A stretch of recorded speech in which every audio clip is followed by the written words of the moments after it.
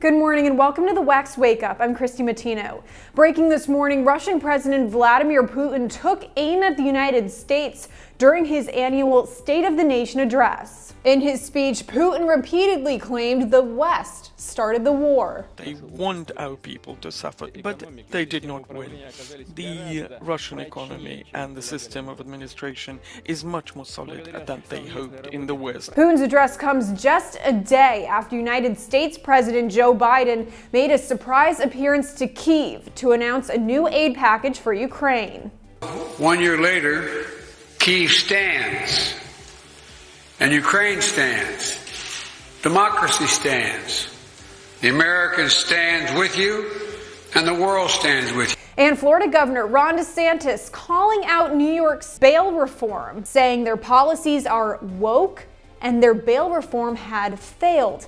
Now, this all happened on President's Day, where DeSantis attended an event focused on law enforcement and crime prevention on Staten Island.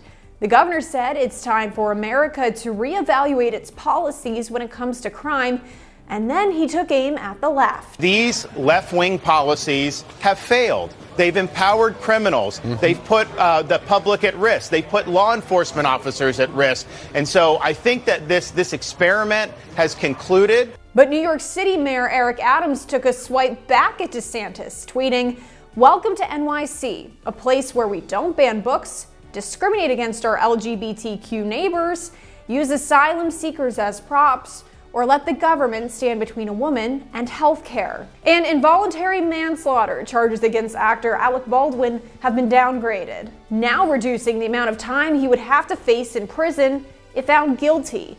Baldwin was initially charged with involuntary manslaughter for holding the gun that fired on the set of the movie Rust, killing cinematographer Helena Hutchins and injuring director Joel Souza. Baldwin's attorneys argued the Santa Fe County District Attorney had illegally charged him under a firearms law that was not in place back in October 2021 when the shooting occurred. Under a firearm enhancement charge, Baldwin would have been looking at a minimum 5-year sentence.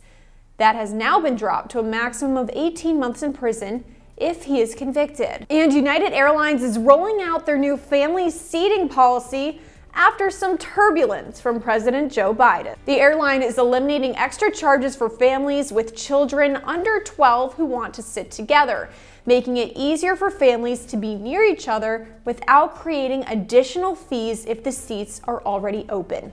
The policy will also allow families to rebook the entire flight for free if there aren't any adjacent seats available. The change comes after Biden called out airlines for adding extra charges to flights during his State of the Union address earlier this month. And will prohibit airlines from charging $50 round trip for family just to be able to sit together. Baggage fees are bad enough. Airlines can't treat your child like a piece of baggage. United says the new policy will roll out in March, but customers can expect to see changes immediately. And that's the news on today's WEX Wake Up. Be sure to follow us online on social media so you stay in the know of all things trending in politics.